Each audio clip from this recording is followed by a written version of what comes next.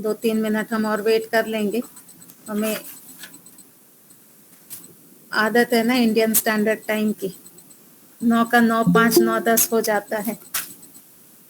चलिए, किसी को कोई शंका हो तो पूछ सकते हैं, 1-2 मिनट है हमारे पास। पिछला जो पाठ हमने किया था, अभी तो केवल भूमिका ही चल रही है। आज हम प्रयास करेंगे कि पहले सूत्र से हम पहला सूत्र हम ले सकें। तो अभी तक जो भूमिका हुई है उसमें कोई शंका है किसी को?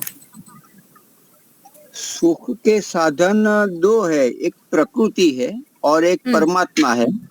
जी लेकिन क्या आत्मा नहीं है? क्योंकि हम माता पिता गुरुजनों से जुड़ते हैं, क्योंकि उनसे सुख मिलेगा। हम्म तो क्या इस ये सुख के साधन जीवात्मा नहीं है? देखिए, जो जीवात्मा होता है ना, वो डायरेक्ट कारण नहीं बनता। जीवात्मा सुख का डायरेक्ट कारण नहीं बनता। जैसे कि आप बहुत टेंशन में हैं, आपको दुख है अभी, आप अपनी माता के पास गए, माता के पास बैठे, उन्होंने प्यार किया, थोड़ा आपको उत्साह बढ़ाया, तो आपको ऐसा लगा कि मेरी माँ से मुझे सुख मिल रहा है। पर वो आपकी माँ से आपको सुख नहीं मिल रहा है, माँ के शब्दों से, माँ के स्पर्श से आपके चित्त में सत्व गुण उभरता है। माँ के शब्दों से क्या होगा, आपके चित्त में सत्व गुण उभरेगा। अब जो आनंद आपको मिल रहा है, सुख मिल रहा है, वो सत्व गुण का है। तो उसमें निमित्त माँ बन सकती है, लेकिन वो सुख रहेगा सत्व गुण का ही। ठीक है, सुख जीवात्मा में है ही नहीं, जीवात्मा में सुख है ही नहीं। अगर स्वयं उसमें सुख होता तो वो ढूंढता नहीं यहाँ वहां, वो यहाँ वहां भटकता नहीं, रेस्टोरेंट में नहीं जाता, कपड़ों की दुकान पे नहीं जाता, कारें नहीं खरीदता, बंगले नहीं बनाता। क्यों? क्योंकि उसके पास ऑलरेडी सुख है। ये सारी चीजें हम क्यों इकट्ठी करते हैं? हम सुंदर सुंदर कपड़े क्यों पहनते? हम अच्छा भोजन क्यों करते? एक ही प्रयोजन है, सुख की प्राप्ति करना। तो अगर वो सुख आपके पास है तो आप ये सारे काम नहीं करेंगे, जैसे ईश्वर नहीं करते। ईश्वर भोगों को नहीं भोग रहे हैं, क्यों? क्योंकि वो स्वयं आनंदित हैं। हमको भोगना है क्योंकि हमको सुख चाहिए। स्पष्ट हो गया? ठीक है, कोई और शंका?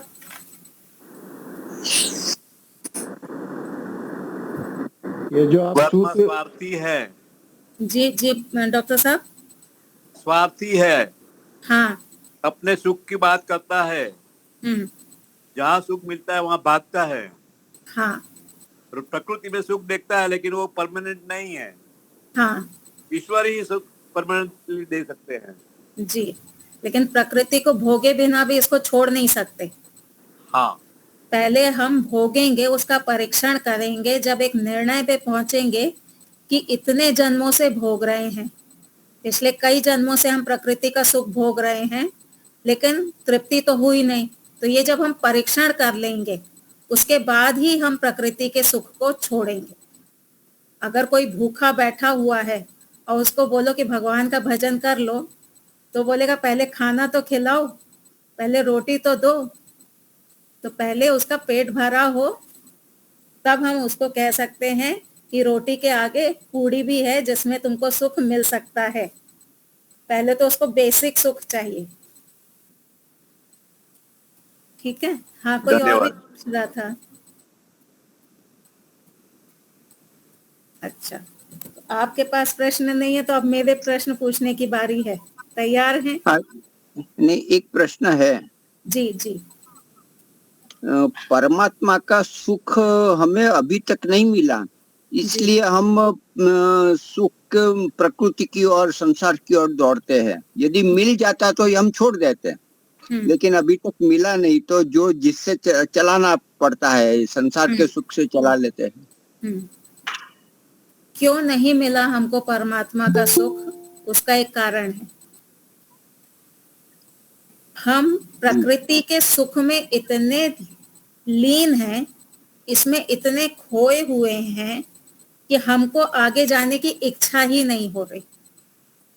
हमको भोजन में, गाड़ी में बैठने में, एसी के कमरे में, अच्छे अच्छे वस्त्र पहनने में इतना सुख मिलता है, इतना अच्छा लगता है कि उसको छोड़ करके हम ईश्वर की ओर नहीं जाना चाहते। प्रकृति में सुख के साथ में जो दुख भी मिला हुआ है ना, वो हमको अभी सिर्फ शाब्दिक रूप से पता है, उसका तत्व ज्ञान हमको नहीं हुआ है। जिस दिन तत्व ज्ञान हो जाएगा ना, उस दिन हम इसको छोड़ देंगे, उस दिन फिर हम ईश्वर की ओर बढ़ेंगे।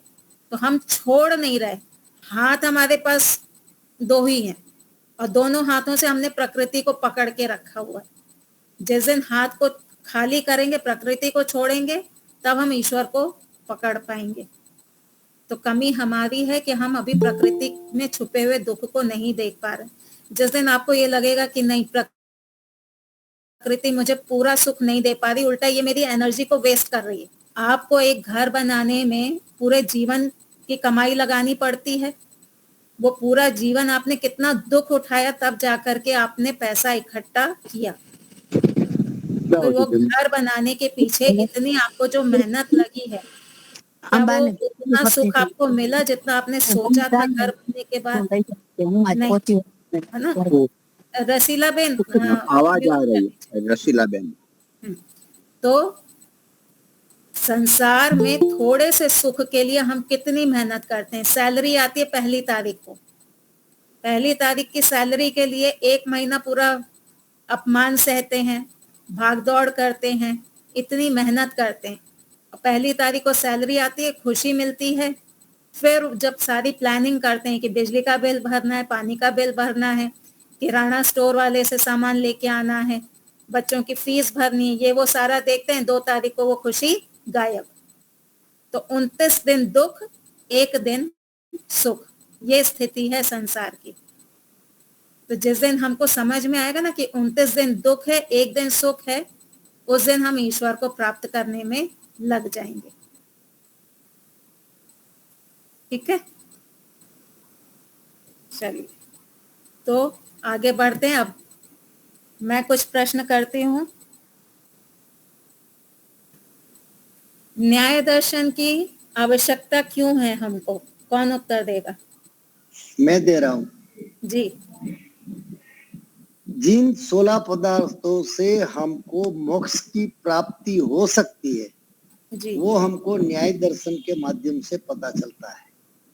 जी। संपूर्ण सुख अगर हमको लेना है तो ये 16 पदार्थ को जाने बिना हमको केवल की प्राप्ति नहीं होगी, और वो 16 पदार्थ हमको न्याय दर्शन से मिलता है। जी, बहुत अच्छे, बढ़िया।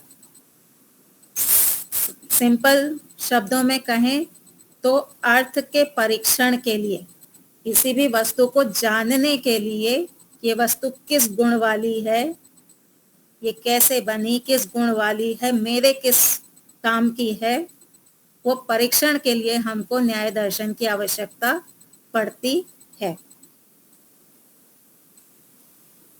यदि बिना जानकारी के अर्थ की ओर हमारी प्रवृत्ति होगी, बिना जानकारी के हमारी अर्थ की ओर प्रवृत्ति होगी, अर्थात प्रमाणों से हमने अर्थ को नहीं जाना होगा और प्रवृत्ति करेंगे, तो लाभ होगा कि हानि होगी? हानि होगी, सफलता नहीं मिलेगी। हाँ, सुमन बहन जी हाथ खड़ा कर रही हैं। हानि होगी जी, हानि होगी। जब तक हम अर्थ को जानेंगे नहीं और प्रवृत्ति करेंगे तो हमको लाभ नहीं होगा, हमको हानि होगी। और मान लीजिए लाभ हो भी जाए तो उतना लाभ नहीं होगा जितना होना चाहिए। जितना हमको उस वस्तु से लाभ मिलना चाहिए था, उतना लाभ हमको नहीं मिलेगा। अगला प्रश्न है, प्रवृत्ति क्या है? जी पारुल बहन जी। पारुल बहन जी ने हाथ खड़ा किया था। हाँ जी, वो म्यूट अनम्यूट नहीं हो रहा था। अच्छा। हाँ, नमस्ते जी। इच्छित वस्तु को प्राप्त करना और अनिच्छित को छोड़ना, वो प्रवृत्ति है। इच्छित वस्तु को प्राप्त करने के लिए जो प्रयत्न करते हैं, इच्छित वस्तु को प्राप्त करने के लिए जो प्रयत्न करते हैं, अथवा जो वस्तु हमको नहीं चाहिए, जिस वस्तु से हमको दुख मिल रहा है, उसको छोड़ने के लिए जो हम प्रयत्न करते हैं, उसका नाम है प्रवृत्ति। स्पष्ट है सबको? प्रवृत्ति यानी जो हम प्रयत्न करते हैं, सुख के कारण को पाने की इच्छा करते हैं और उसके लिए प्रयत्न करते हैं। दुख और दुख के जो कारण हैं, उनको दूर करने के लिए जो प्रयत्न करते हैं, वो है प्रवृत्ति। सामर्थ्य क्या है जी? योगेश्वरी माता जी। नमस्ते आचार्य जी। नमस्ते। प्रवृत्ति और फल का जब संबंध होगा वह सामर्थ्य हो। जी, बहुत अच्छे। प्रवृत्ति और फल जब दोनों का संबंध बनेगा, तब वो सामर्थ्य कहलाएगा। जैसे कि अभी ये चल रहा है वेकेशन, गर्मी का मौसम है गुजरात में, हमको चाहिए गर्मी से छुटकारा। हम प्लान बनाएंगे कि हमको मनाली जाना है, ठीक है। मनाली क्या हो गया? सुख का कारण हो गया हमारे लिए, वहां पे हमको सुख मिलेगा। तो हमने मनाली का एटमॉस्फेयर जान लिया, वहां का क्लाइमेट जान लिया कि मनाली में ठंडक है और हमको ठंडक चाहिए। अब हम क्या करेंगे? हम प्रयत्न करेंगे, टिकट बुक कराएंगे। टिकट बुक कराने के बाद जिस दिन की टिकट होगी, हम जाएंगे एयरपोर्ट, फ्लाइट में बैठेंगे और मनाली पहुंच जाएंगे। तो यहाँ प्रमाणों से हमको मनाली यानी अर्थ, उसकी जानकारी हुई। हमने प्रयत्न किया मनाली जाने का और हम मनाली पहुंच भी गए। तो प्रयत्न करने के बाद हमको फल भी मिल गया, मनाली की जो ठंडक थी वो हमको मिल गई। तो प्रयत्न और फल दोनों का जब संबंध हो गया, इसको कहेंगे सामर्थ्य। स्पष्ट है? हमको सफलता मिल गई, जो हम चाहते थे वो हमारे प्रयत्नों से हमको मिल गया, ये है सामर्थ्य। अगला प्रश्न है, अर्थ क्या है? अर्थ किसको कहेंगे? ये बहन जी, मैं वही ये हाँ, आपने लास्ट टाइम तो ये बताया था कि प्रमाण, प्रमेय, प्रमाता और प्रमिति जी, वो सब जो मिलाएंगे तो उसका होगा अर्थ। लेकिन अर्थ की अगर सिंपल डेफिनेशन आप बताओ तो अच्छा है, क्योंकि वो समझ में नहीं आ रहा है। नहीं, थोड़ा सा गड़बड़ हुई है। मैं बोल दूं? देखिए, हाँ पारुल मेहता जी। हाँ, अर्थ 4 प्रकार के हैं। सुख, सुख का कारण, दुख और दुख का कारण। हाँ, हाँ, सही। देखिए, संसार में असंख्य पदार्थ हैं।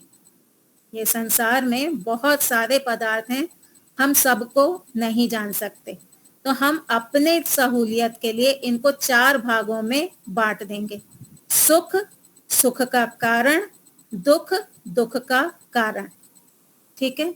इतने सारे जो पदार्थ हैं, जैसे खाना पीना है, आप भोजन का ही एक उदाहरण लीजिए। कई तरह के भोजन हैं, तो हमारे लिए कौन सा भोजन उपयुक्त है? अब जो अमेरिका में बन रहा है, हमको तो उससे लेना देना नहीं है। हमारे लिए तो अपनी दाल चावल सब्जी रोटी ही काफी है।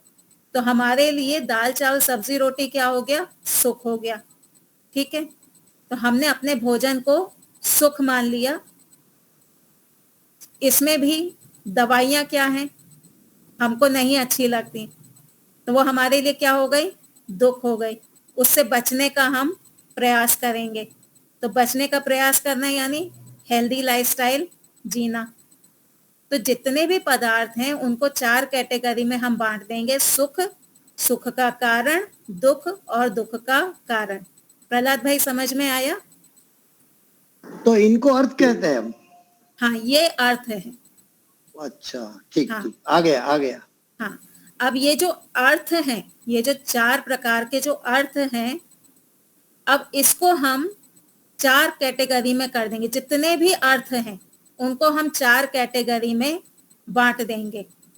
वो कैटेगरी क्या होंगी? वो होंगी प्रमाण, प्रमेय, प्रमाता और प्रमिति। ठीक है प्रहलाद भाई? हाँ, समझ में आ गई बात। हाँ, अब जितने भी हैं जैसे मान लीजिए भोजन है, भोजन किसी स्टेज पे हमारे लिए प्रमेय बन सकता है, किसी स्टेज पे प्रमाण बन सकता है। प्रमाता तो बनेगा नहीं, प्रमिति भी वो नहीं बनेगा। तो भोजन प्रमाण भी बन सकता है और प्रमेय भी बन सकता है। ठीक है, तो अब ये जितने भी अर्थ थे उनको हमने प्रमाण, प्रमेय, प्रमाता और प्रमिति इतने में हमने बांट दिया। ठीक है, यहाँ तक स्पष्ट हो गया सबको? तो यहीं तक हमने पिछली बार किया था। 2 मिनट और लेते हैं जी शशांक जी। अर्थ और प्रमेय, इसमें कितना अंतर रहता है? अर्थ और प्रमेय अर्थ, दोनों में अंतर? अर्थ जो है ना वो बहुत बड़ी वो है, उसकी बाउंड्री व्यापक बड़ी, हाँ, बड़ी वो मात्रा। व्यापक है। अब यही अर्थ कभी प्रमाण भी बन सकता है, कभी प्रमेय बन सकता है, कभी प्रमिति, कभी प्रमाता। ठीक है, तो अर्थ बड़ा है, उसमें ये 4 भाग हो गए। ठीक है, चलिए अब बताइए। हाँ, अगर आप भोजन को जानना चाहते हैं, आपने भोजन किया, आपने जीभ पर जो रोटी रखी, तो अब प्रमाणों से आपको पता चलेगा ना ये स्वादिष्ट है नहीं है, तो वो हो गया आपका अर्थ। भोजन एक सुख का स्रोत है ना, भोजन हमारे लिए, उससे हमको सुख मिलता है। हाँ, ओवर ईटिंग कर लो दुख हो जाएगा। अर्थ यानी वस्तु कहेंगे कोई आचार्य जी? वस्तु भी हो सकता है, गुण भी हो सकता है, कर्म भी हो सकता है। वैशेषिक दर्शन में हमने पढ़ा था ना, पदार्थ 3 कैटेगरी हैं। द्रव्य को भी पदार्थ कहते हैं, गुण को भी पदार्थ कहते हैं और कर्म को भी पदार्थ कहते हैं। पद अर्थ, जिसकी सत्ता हो और जिसका नाम हो। संस्कृत में यही है ना, सुप्तिंग अंतम पदम। योगेश्वरी माता जी, हाँ जी, हाँ जी। हाँ, सुप्तिंग अंतम पदम। तो पद यानी जिसका शब्द हो और जिसका एग्जिस्टेंस भी हो। तो द्रव्य का भी एग्जिस्टेंस होता है, गुण का भी एग्जिस्टेंस होता है, कर्म का भी एग्जिस्टेंस होता है। ठीक है, ये कर्म तो क्रिया हुई ना, कर्म को मतलब किसी कार्रवाई करना, तो वो पदार्थ कैसे हो जाएगा, द्रव्य कैसे हो जाएगा? जो गति होती है ना, एक जगह से दूसरे स्थान पे मूवमेंट, ये जो मूवमेंट हो रहा है, इस मूवमेंट की सत्ता है कि नहीं है? ये एक क्रिया है ना, इसकी सत्ता है और इसका नाम भी है। ये गति, ये नाम है, तो सत्ता भी है और उसका एक नाम भी है, इसलिए वो पदार्थ है। यहाँ पे हमें थोड़ा सा अपनी बुद्धि को खोलना पड़ेगा। अभी तक हमने पदार्थ का मतलब एक ऑब्जेक्ट माना हुआ था, पदार्थ यानी एक ऑब्जेक्ट, पर हमारी दर्शन की भाषा में पदार्थ अर्थात जिसकी भी सत्ता हो वो पदार्थ है। ठीक है, ठीक है, चलिए। हाँ,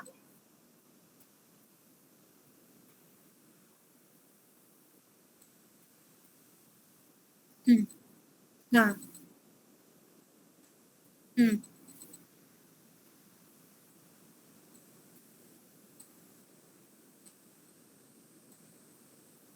हाँ, जैसे कि हाँ, प्रमाता नहीं बनेगा क्योंकि वो चेतन नहीं है, प्रमिति भी नहीं बनेगा। हाँ, हाँ, 2 में वो बढ़ सकता है, वो प्रमाता और प्रमिति नहीं बन सकते। प्रमिति अर्थात ज्ञान, और ज्ञान क्या है? ज्ञान है गुण और भोजन है द्रव्य। तो गुण द्रव्य में नहीं बदलता और द्रव्य गुण में नहीं बदलता। ठीक है, चलिए अगला प्रश्न है, प्रमाण की परिभाषा क्या है? जी सुमन बहन जी। किसी भी वस्तु को जानने का साधन। हाँ, किसी भी वस्तु को जानने का जो साधन होता है वो होता है प्रमाण। और एक से भी ज्यादा हो सकते हैं। हाँ, प्रमाण हमेशा एक से ज्यादा होंगे। प्रमाण जो होंगे ना वो एक से ज्यादा होंगे। हमारे जो इंद्रियां हैं वो प्रमाण है, मन है वो प्रमाण है, बुद्धि है वो प्रमाण है। तो ये सब मिल करके हमको ज्ञान कराते हैं। तो केवल आंख से आप किसी वस्तु को देख के कहें कि केवल आंख प्रमाण है, ऐसा नहीं है। आंख से वस्तु को देखेंगे, आंख जो है वो मन से जुड़ेगी, फिर बुद्धि निर्णय करेगी कि जो सामने वस्तु है ये गुलाब का फूल है या मोगरे का फूल है। तो जो निश्चयात्मक ज्ञान होगा उसमें बुद्धि सहायक होगी। तो आंख है, मन है, बुद्धि है, सूर्य का प्रकाश है, ये क्या बनेंगे? ये बनेंगे प्रमाण। ठीक है।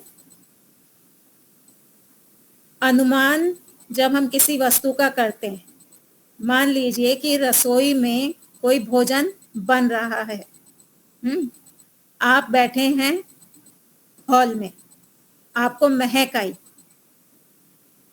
एक एग्जाम्पल लेते हैं कि वो क्या बोलते हैं गुजराती में, रिंगण नो ओढ़ो, बैंगन का भरता बनाते हैं ना। तो जब बैंगन भूनते हैं तो उसकी स्मेल हमको दूर तक आती है, तो हमको बैंगन का अनुमान हो जाता है कि बैंगन भुना जा रहा है। अब इस स्थिति में ध्यान से सुनिएगा और उत्तर दीजिएगा, इस स्थिति में प्रमाण कौन कौन है? हम प्रमेय कौन बनेगा इसमें? जी शशांक जी। हाँ दीपालिका जी,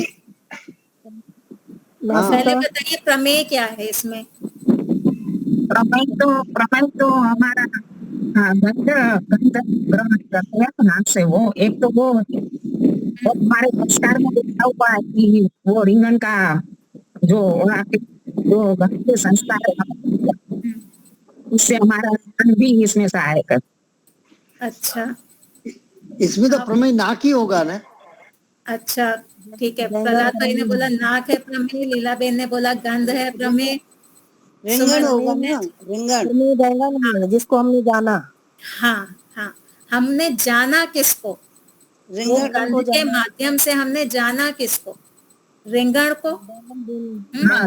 उसको हम जानेंगे वो होगा प्रमेय। जिन जिन साधनों से हम जानेंगे वो होंगे प्रमाण। तो हमने कौन कौन से साधनों से जाना? एक तो गंध से जाना, हाँ तो गंध हो गया, फिर हो गई नासिका, फिर हो गया मन, और बुद्धि ने निर्णय किया ये जो गंध आ रही है ये रिंगण की आ रही है, बैंगन के भूनने की आ रही। तो बाकी के जितने भी हैं वो सारे हो जाएंगे प्रमाण। ठीक है। तो जिस वस्तु को हमें जानना है वो है प्रमेय।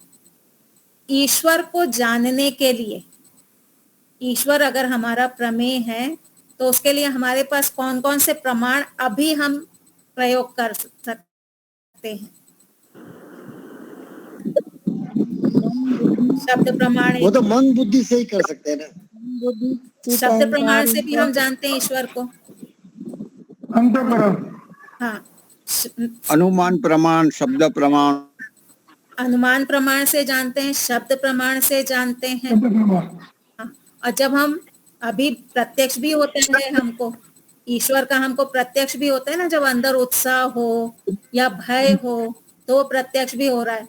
तो ये सब में शब्द प्रमाण आया, अनुमान प्रमाण आया, मन आया, बुद्धि आई। और जब प्रत्यक्ष करेंगे तो मन और बुद्धि और ज्यादा निखर जाएंगे उसमें। ठीक है। तो ईश्वर प्रमेय हो जाएगा, ये सारे प्रमाण हो जाएंगे। प्रमाता कौन होता है? जीवात्मा और परमात्मा। जीवात्मा और परमात्मा ये दोनों प्रमाता हैं। प्रमाता सदा चेतन ही होगा, क्योंकि जानकारी केवल चेतन को हो सकती है, जड़ वस्तु को जानकारी नहीं हो सकती। तो प्रमाता हमेशा जीवात्मा होगा अथवा परमात्मा होंगे। जीवात्मा इस प्रकृति आदि को जानता है, सृष्टि आदि को जानता है, जो बने हुए पदार्थ हैं उनको भी जानता है, और जब संप्रज्ञात समाधि लगती है तो प्रकृति को भी वो जानता है। तो जीवात्मा इस प्रकार से प्रमाता है। ईश्वर हमारे कर्मों को जान रहे हैं, इसलिए वो भी प्रमाता है। ठीक है। प्रमिति किसको कहेंगे? ज्ञान को, जो के माध्यम से प्रमेय के बारे में परमात्मा को जो ज्ञान होता है, परमात्मा जो को। हमको ज्ञान हुआ, प्रमाता को प्रमेय के विषय में प्रमाणों के माध्यम से जो जानकारी हुई उसे हम कहेंगे प्रमिति। जो ज्ञान हमको होगा वो होगी प्रमिति। ज्ञान एक गुण है, वो द्रव्य से भिन्न है और कर्म से भी भिन्न है। यहाँ तक स्पष्ट हो गया सबको? यहाँ तक कोई शंका है? चलिए तो हम आगे बढ़ते हैं। अब ये जो प्रमाण, प्रमेय, प्रमाता, प्रमिति, ये जो शब्द हैं ये पारिभाषिक शब्द हैं। ये पारिभाषिक शब्द हैं। इसका अर्थ है कि ऐसा नहीं है कि किसी वस्तु को हमने प्रमाण कह दिया तो वो सदा प्रमाण ही रहेगी, किसी वस्तु को हमने प्रमेय कह दिया तो वो सदा प्रमेय ही रहेगी, ऐसा नहीं होगा। प्रमाण कभी प्रमेय बन जाएगा, प्रमेय कभी प्रमिति भी बन सकती है, प्रमिति कभी प्रमाण बन सकती है। तो ये इंटरचेंज हो सकते हैं, ये कभी भी फिक्स नहीं रहेंगे कि ये प्रमाण है तो ये प्रमाण ही रहेगा, ऐसा फिक्स नहीं होता। ये इंटरचेंज होते रहते हैं। प्रमाता कभी प्रमाण भी बन सकता है, उसका जो वचन है वो प्रमाण भी बन सकता है। प्रमाता प्रमेय भी बन सकता है। जैसे मैंने कहा कि जीवात्मा और परमात्मा दो जो हैं ये प्रमाता हैं, लेकिन जब मुझे जीवात्मा के विषय में ही जानना होगा, जब मैं ये जानना चाहती हूँ कि मेरा क्या स्वरूप है, मेरी कैसी सत्ता है, मेरे अंदर कितनी शक्ति है, मेरे अंदर कितना ज्ञान है, जब मुझे अपने आप को ही जानना होगा, यानी जीवात्मा को जानना होगा, तो उस समय पे जीवात्मा कौन बन जाएगा? जीवात्मा बन जाएगा प्रमेय। हाँ, जीवात्मा बन जाएगा प्रमेय। और मैं प्रमाता, मैं जानने वाली तो मैं प्रमाता, और मैं जीवात्मा को ही जान रही हूँ तो जीवात्मा बन जाएगा प्रमेय।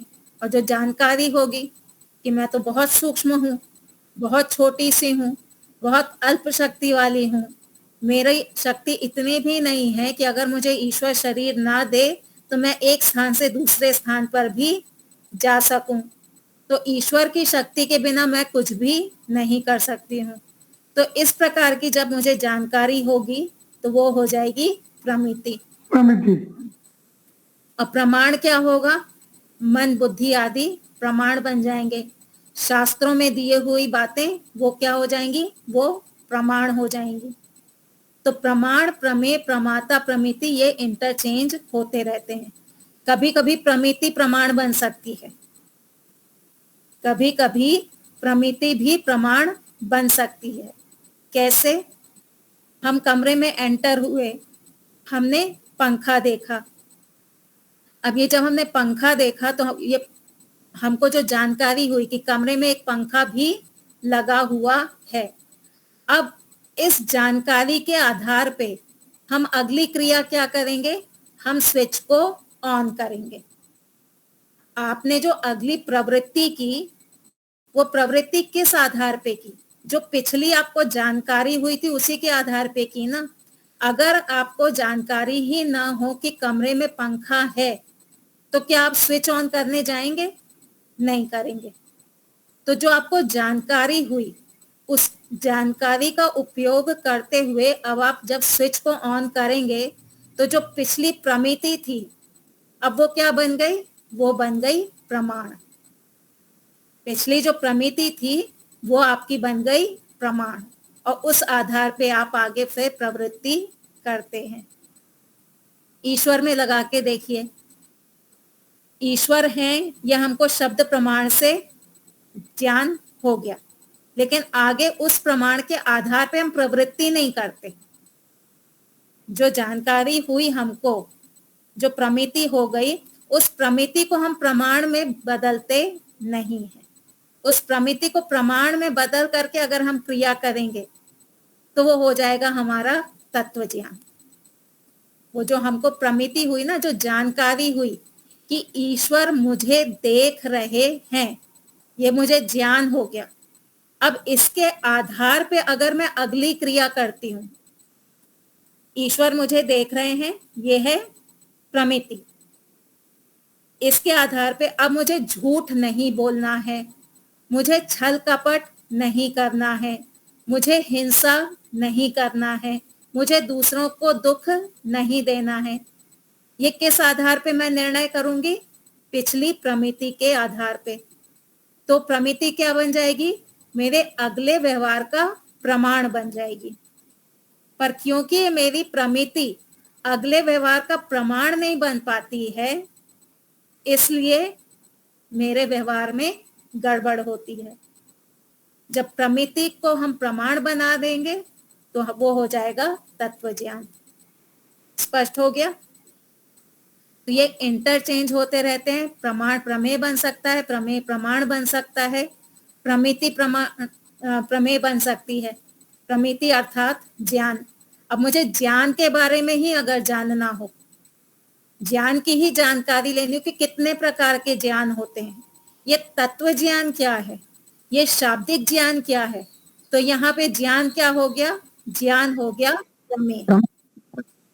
ज्ञान बन जाएगा प्रमेय, और उससे जो मुझे जानकारी मिलेगी वो हो जाएगी प्रमिति। स्पष्ट हो गया यहाँ तक? चलिए तो आगे बढ़ते हैं। फिर भाष्य में कहा कि प्रमाण की सार्थकता से बाकी तीन कौन बच गए? प्रमाता, प्रमिति और प्रमेय। प्रमाण की सार्थकता से बाकी तीन की सार्थकता सिद्ध हो जाती है। अगर प्रमाण सार्थक है तो बाकी तीन भी सार्थक हो जाएंगे। कैसे? एक उदाहरण लेंगे। हम कमरे में आए, कमरे में था अंधेरा और कुछ वस्तुएं रखी थी जो कि हमारे काम की थी। आपको किसी ने कहा कि जाओ उस कमरे से जाकर के फलाने डब्बे में से लाल रंग का कपड़ा निकाल करके ले आओ। आपको किसी ने कहा कि उस कमरे में जाओ, एक डिब्बा रखा है, उसमें से एक लाल रंग का कपड़ा निकाल करके ले आओ। आपने दरवाजा खोला, लाइट ऑन की, आपने डिब्बा खोला, उसमें से लाल रंग का कपड़ा निकाल लिया। अब यहाँ पर जब आपने दरवाजा खोला और लाइट ऑन की तो पहला साधन हो गया लाइट, प्रकाश। दूसरा साधन हो गया आंख से आपने देखा डब्बे को, आपने खोला, उसमें से लाल रंग का कपड़ा निकाल लिया। तो जब आपने आंख से देखा, आपका चित्त आपकी आंख के साथ में जुड़ा, बुद्धि आपके निर्णय के लिए सहायक बनी। तो यहाँ पे प्रकाश, आंख, मन, बुद्धि, ये क्या हो गए? ये हैं प्रमाण। अब इसमें से अगर एक भी चीज गायब होगी तो आपकी बाकी तीन चीजें सिद्ध नहीं हो सकती। मान लीजिए कि आपकी आंख ठीक थी लेकिन प्रकाश नहीं था, तो क्या आपको प्रमेय की प्राप्ति होगी? क्या आपको प्रमिति होगी? नहीं होगी। और आप प्रमाता भी नहीं कहलाएंगे क्योंकि आपको कोई ज्ञान भी नहीं हुआ। तो लाइट नहीं थी तो आपके बाकी तीन चीजें भी फेल हो गई।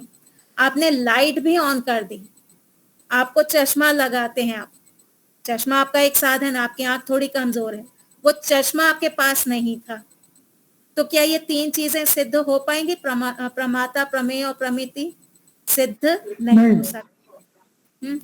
आपने लाइट भी ऑन कर दी, आपके पास आंख भी सही है, आपने चश्मा भी लगा रखा है, लेकिन आपका चित्त कहीं और था, आंख और मन का संबंध नहीं बना, तब भी क्या आप काम कर पाएंगे? नहीं कर पाएंगे। तो भी वो पीछे तीन जो बाकी थे वो फेल हो जाएंगे। तो जब आपके प्रमाण सार्थक हैं, आपके सारे प्रमाण सही हैं, सटीक हैं, तभी पीछे जो तीन हैं उनकी भी सिद्धि हो सकती है। तो हमारे जो प्रमाण है ना, वो एकदम सटीक होने चाहिए, वो एकदम सही होने चाहिए। चित्त मलिन है तो भी हमको पदार्थ की प्राप्ति नहीं हो सकती। ईश्वर की प्राप्ति हमको क्यों नहीं हो रही? क्योंकि हमारा चित्त मलिन है। ईश्वर हमारे लिए प्रमेय है, पर वो प्रमेय हमको क्यों प्राप्त नहीं हो रहा? क्योंकि हमारा चित्त साफ नहीं है। एक साधन, एक जो हमारा प्रमाण था वो हमारे काम का नहीं है, इसलिए हमको ईश्वर की प्राप्ति नहीं होती। तो जब प्रमाण सार्थक होंगे, सारे प्रमाण सही होंगे, तो प्रमाता, प्रमिति और प्रमेय ये भी सार्थक हो जाएंगे। ये चारों में से एक भी चीज गायब होगी, मान लीजिए प्रमाण भी है, प्रमेय भी है, प्रमिति भी है, लेकिन प्रमाता ही नहीं है। कमरे में सामान भी रखा हुआ है, डिब्बा भी है, प्रकाश भी है, लाल रंग का कपड़ा भी है, लेकिन वहां जाकर के कोई देखने वाला नहीं है, प्रमेय नहीं है, प्रमाता नहीं है, तो क्या अब हम उस लाल कपड़े को प्रमेय कहेंगे? नहीं। तब वो लाल कपड़ा हमारा प्रमेय नहीं है। कमरे का प्रकाश क्या वो प्रमाण कहलाएगा? नहीं कहलाएगा। नहीं। वो कब कहलाएगा प्रमाण? जब वहां पे प्रमाता भी हो। प्रमाता होगा तो बाकी तीन कहलाएंगे। प्रमाता भी है, प्रमाण भी है, लेकिन प्रमेय ही नहीं है। हमें किसी चीज को जानना ही नहीं है। जब मुझे किसी चीज को जानना ही नहीं है, तो क्या उस स्थिति में मैं प्रमाता हूं? नहीं हूं। मुझे प्रमिति की भी प्राप्ति नहीं होगी। मुझे किस चीज का ज्ञान होगा? किसी भी चीज का ज्ञान नहीं होगा। तो जब चारों एक दूसरे पे डिपेंडेंट होते हैं, एक भी अगर गायब है तो बाकी के किसी भी काम के नहीं होते।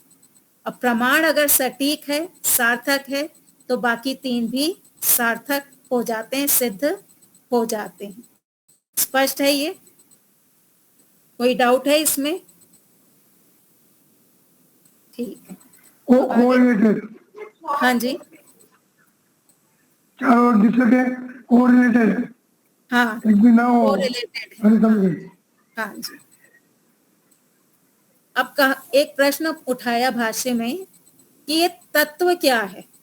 आप तत्व तत्व तो कहते हैं, लेकिन ये तत्व है क्या? तो उत्तर दिया, भाष्यकार ने उत्तर दिया कि तत्व दो प्रकार के हैं, सत्तात्मक तत्व और अभावात्मक तत्व। कितने प्रकार के तत्व हैं? सत्तात्मक तत्व और अभावात्मक तत्व। सत्तात्मक तत्व का अर्थ है जिनकी सत्ता है, जिन वस्तुओं की सत्ता है वे हैं सत्तात्मक तत्व, और जिनकी सत्ता नहीं है वे हैं अभावात्मक तत्व।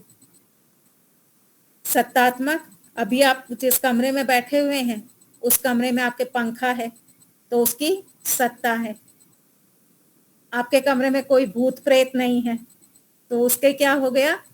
वो है अभावात्मक, सत्ता नहीं है। तो दो प्रकार के तत्व हैं, सत्तात्मक तत्व और अभावात्मक तत्व। फिर कहा कि ये जो सत्तात्मक तत्व हैं, जी दीपालिका जी।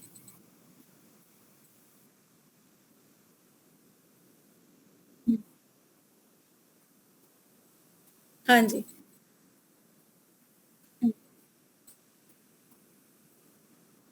हाँ अभी आ रहे हैं, अभी आ रहे हैं, इस पॉइंट पे आ रहे हैं। तो फिर कहा कि इनको जानेंगे कैसे? सत्तात्मक और अभावात्मक वस्तुओं को, तत्वों को हम जानेंगे कैसे? तो उत्तर दिया कि आप सत्तात्मक वस्तुओं को किससे जानते हैं? प्रमाणों से जानते हैं। सत्तात्मक वस्तुओं को आप प्रमाणों से जानते हैं।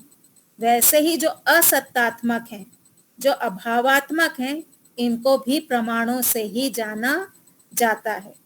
सत्तात्मक वस्तुओं को आप प्रमाणों से जानते हैं, वैसे ही जिनकी सत्ता नहीं है उनको भी प्रमाणों से ही जाना जाता है। ईश्वर हैं, ये हमको शब्द प्रमाण से ज्ञान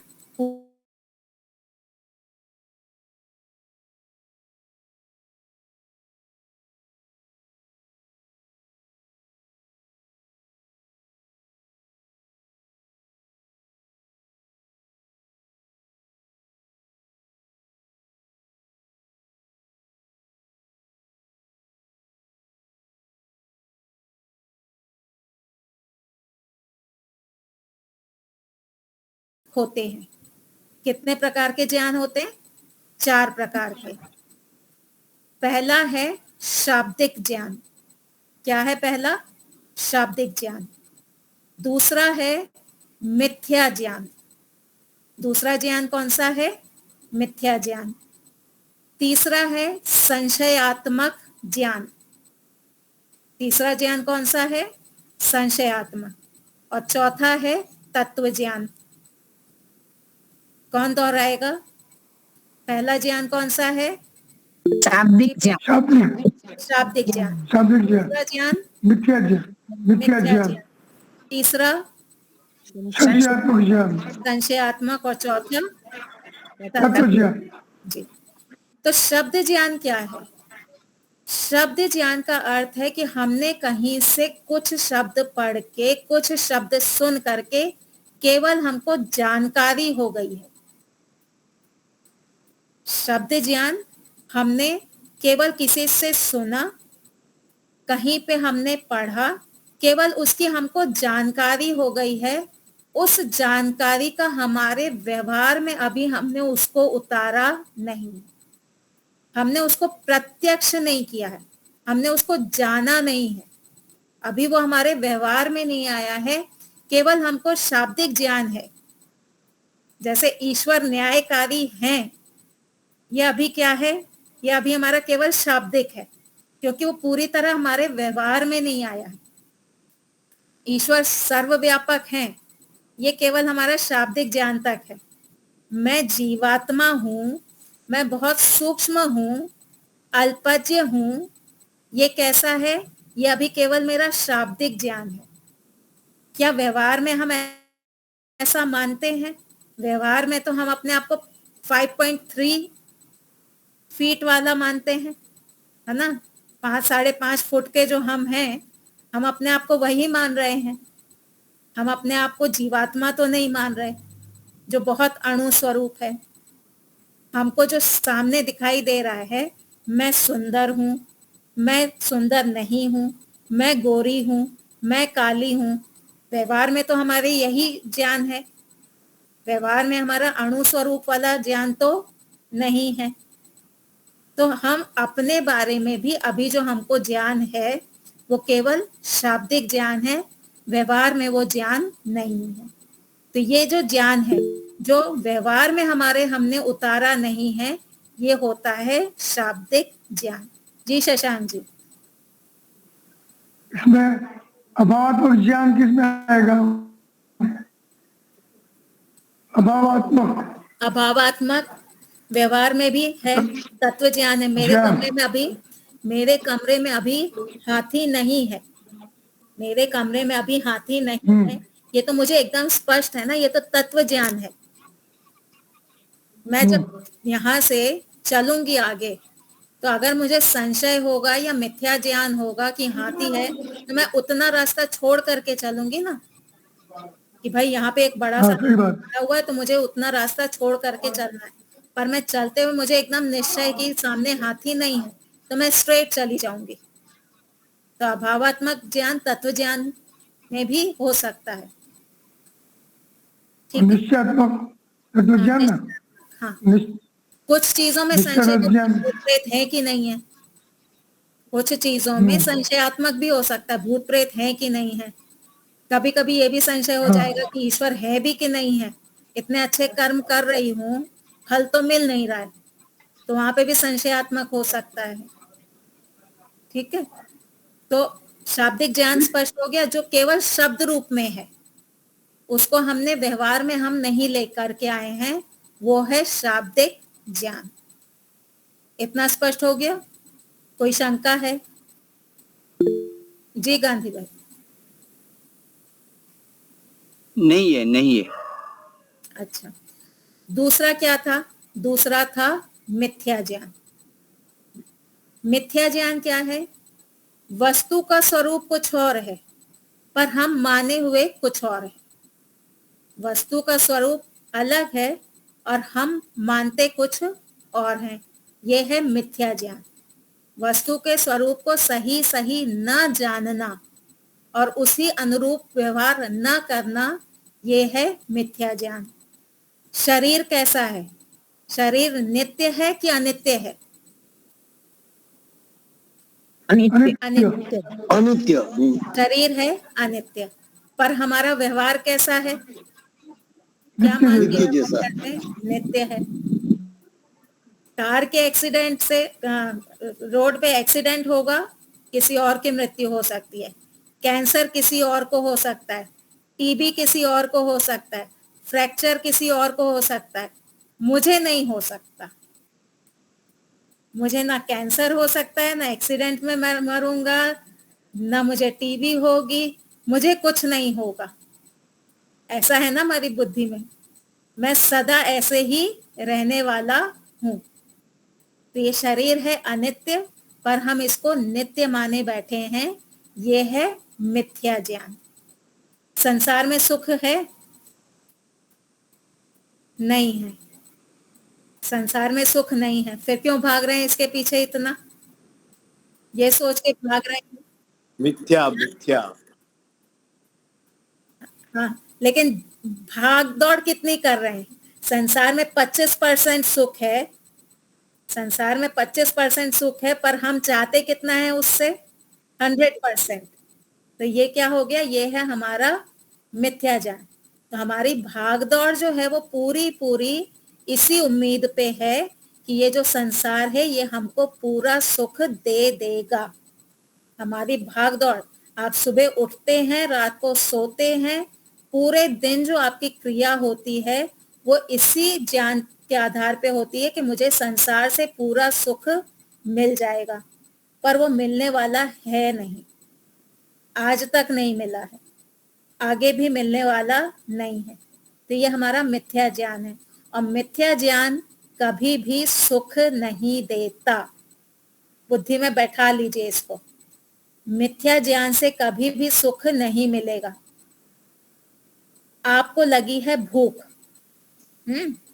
अब आप एक आटे को ऐसे ऐसे सॉरी इसको मिट्टी को ऐसे ऐसे पीट करके गोल करके उसको तवे पे सेक लीजिए, और उसमें बुद्धि बना लीजिए कि ये मेरी रोटी है, उसको खाइए।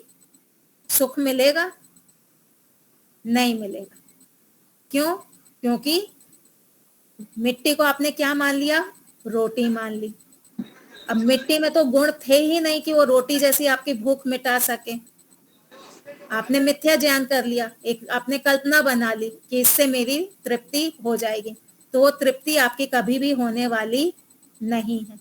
तो मिथ्या ज्ञान से कभी भी हमको सुख मिलेगा नहीं।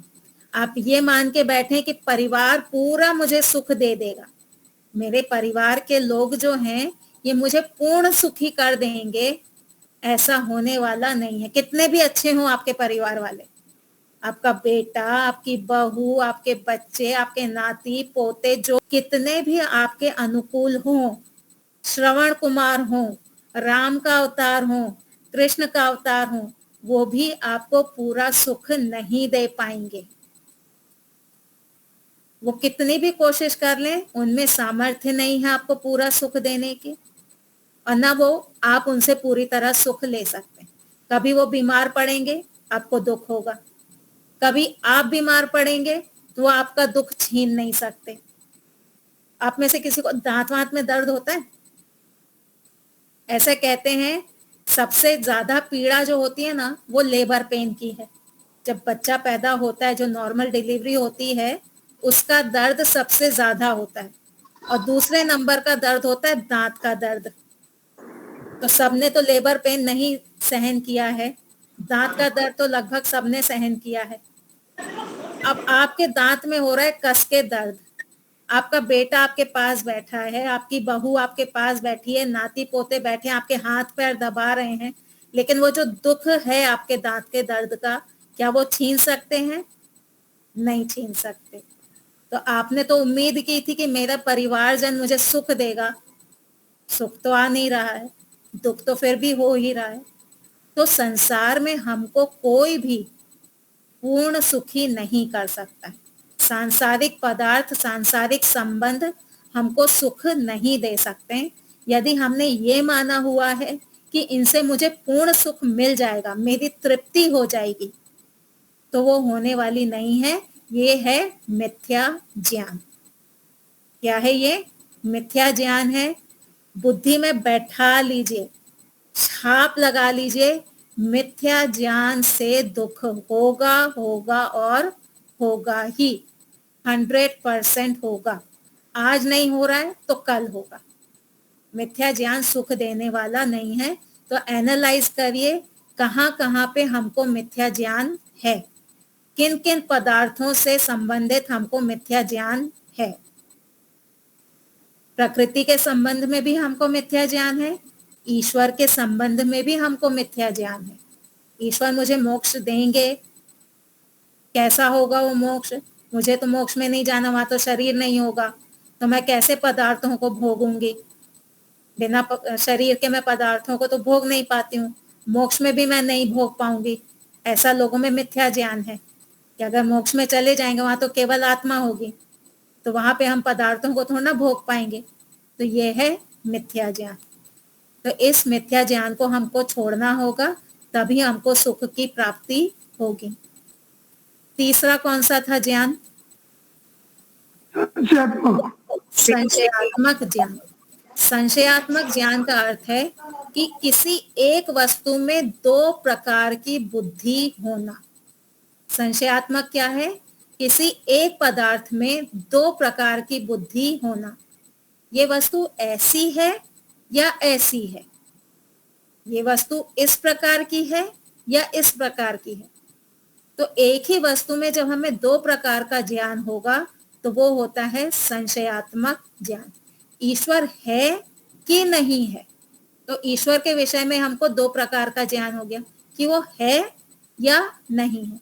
अभी हमने निर्णय नहीं किया है, मैं आत्मा हूं या शरीर हूं, मैं जीवात्मा, मैं जो हूं, जो मैं कह रही हूं, मैं आत्मा हूं या शरीर हूं, अभी मुझे नहीं है निर्णय।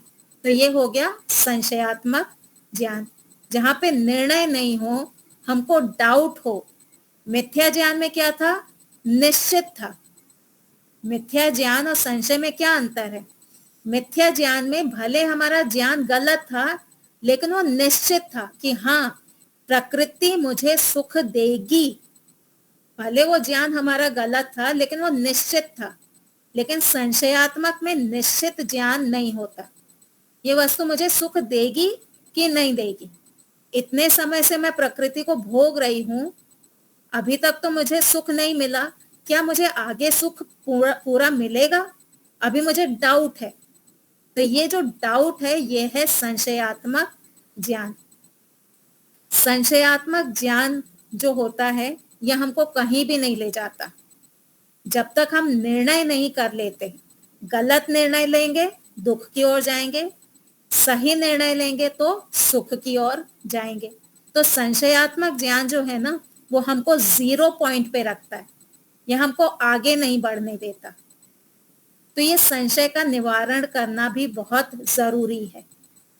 अगर हमने सही प्रमाणों के आधार पे निवारण कर लिया, हमने प्रमाणों के आधार पे सही बात चुन ली, सही निर्णय ले लिया तो सुख मिलेगा, गलत निर्णय ले लिया तो दुख मिलेगा। प्रकृति मुझे सुख देगी या दुख देगी, ये मुझे अभी संशय है। अब मैंने सांसारिक लोगों से पूछा, क्या शादी करने में सुख है? उन्होंने कहा हाँ हाँ बहुत सुख है, मजा आता है, खाओ पियो भोगो, बच्चे पैदा करो, बहुत सुख है। उनकी बात मान करके मैंने शादी कर ली। अब क्या होगा? कुएं में कूद गए ना, पूरी गीता फैल गई। स्वामी जी कहानी सुनाते थे ना, गीता फैल जाना, कभी आगे सुनाऊंगी, समय हो रहा है। तो पूरी गीता फैल जाएगी, अब बच्चे कच्चे ही पालते रह जाओ। वही एक विद्वान से पूछा, एक सन्यासी से पूछा, क्या शादी करनी चाहिए, क्या सुख है उसमें? वो बोलेंगे नहीं, शादी करोगे संबंध बढ़ जाएंगे, जिम्मेदारियां बढ़ जाएंगी, फिर जो ईश्वर प्राप्ति है वो छूट जाएगा। तो अगर हमने सांसारिक लोगों की बात सुनी तो हम दुख की ओर जाएंगे, अगर हमने विद्वानों की बात सुनी तो हम सुख की ओर जाएंगे। तो संशयात्मक ज्ञान जब तक है, हम जब तक उसका निर्णय नहीं ले लेते, हम आगे प्रवृत्ति नहीं कर सकते। एक छोटी सी घटना बता करके इसको यहाँ विराम दूंगी। दिवाली के बाद जो बेस्ता वरस होता है ना, आज ये लगभग 10 साल पुरानी घटना है। तो दिवाली के बाद बेसावरस था, घर में कोई था नहीं, सब लोग मैं अपनी ही बात बता रही हूँ, सब किसी को मिलने गए थे, मैं अकेली थी, रात का समय था। तो महेंद्र भाई जानते हैं, वो हमारे घर पे आए हुए हैं कि हमारे घर पे एंट्रेंस में काफी सारे गमले रखे हुए कंपाउंड में। तो वहीं पे मैं थोड़ा ऐसे ही वॉक कर रही थी और लाइट बंद थी, अंधेरा था। तो ऐसे वॉक करते हुए मैंने ऐसे देखा, मैंने कहा ये यहाँ पे कुछ पड़ा हुआ है कपड़े जैसा। अब अंधेरा था तो मुझे पता नहीं चल रहा था, तो मैंने ऐसे ही सोचा कि ये यहाँ पे पोछा किसी ने क्यों डाल रखा है, कपड़े का जो पोता है ये यहाँ पे क्यों डाल करके रखा हुआ है। अब मुझे यहाँ पे संशय हुआ, मैंने कहा ऐसा क्यों करके रखा है किसी ने। ईश्वर का शुक्र है कि उस समय मेरी बुद्धि जागी, प्रमाणों की सहायता ली। मेरे पास ऑप्शन था कि मैं उस वस्तु को उठा करके कहीं और रख देती, जहां पोछा रखा जाता है वहां उठा करके वहां पे रख देती। लेकिन मेरी बुद्धि काम की, मैंने लाइट ऑन करके देखा। लाइट क्या बनेगी यहाँ पे, प्रमाण बनेगी। जब मैंने लाइट ऑन करके देखा तो पोछा नहीं था, वो एक सांप लपटा हुआ बैठा था। और वो सांप कौन सा था, रसल वाइपर। दुनिया का 7वां डेडलीस्ट सांप होता है वो। रसल वाइपर जो होता है ना, बहुत जहरीला होता है, और गुजरात का तो शायद पहला जहरीला सांप है, पहले नंबर का है। वो सांप बैठा हुआ था। अब विचार करिए, अगर मैंने प्रमाणों का सहारा नहीं लिया होता तो क्या होता। मैं उसको पकड़ती, वो मुझे डसता, घर में कोई था नहीं तो मैं किसको बुलाती, जब तक वो आते तब तक कुछ भी हो सकता था। तो ये जो संशयात्मक ज्ञान है, इनको सही प्रमाणों से हमको जानना होगा, निवारण करना होगा। अगर आपके प्रमाण सही नहीं है तो फिर आप गलत रास्ते पे जा सकते हैं, फिर आपको दुख भोगना पड़ेगा। ये मैंने आपको एक लाइव एग्जाम्पल दिया कि अगर प्रमाणों से हम चीजों को नहीं जानेंगे, अर्थों को नहीं जानेंगे, तो हमको दुख की प्राप्ति होगी। तो शाब्दिक ज्ञान, मिथ्या ज्ञान और संशयात्मक ज्ञान, ये 3 प्रकार के ज्ञानों को हमने जाना। मिथ्या ज्ञान से हमको दुख होगा, शाब्दिक ज्ञान हमको सुख देने वाला नहीं है, उसको हमको आचरण में लाना पड़ेगा। और संशयात्मक ज्ञान को भी हमको निश्चयात्मक ज्ञान में बदलना होगा। और संशयात्मक ज्ञान को निश्चयात्मक ज्ञान में बदलने के लिए हमको प्रमाणों की आवश्यकता होगी। तो सही प्रमाणों को चुन करके हम अपने ज्ञान को निश्चयात्मक ज्ञान में बदलें। ठीक है, चलिए यहाँ पे विराम देंगे। परसों फिर से कक्षा होगी, समय पे आ जाइएगा, तैयारी करके आइएगा। ठीक है, चलिए सबको बहुत बहुत धन्यवाद। महेंद्र भाई शांति पाठ कराएंगे। कल कक्षा न्याय दर्शन की करेंगे, यही आगे चलाएंगे ना।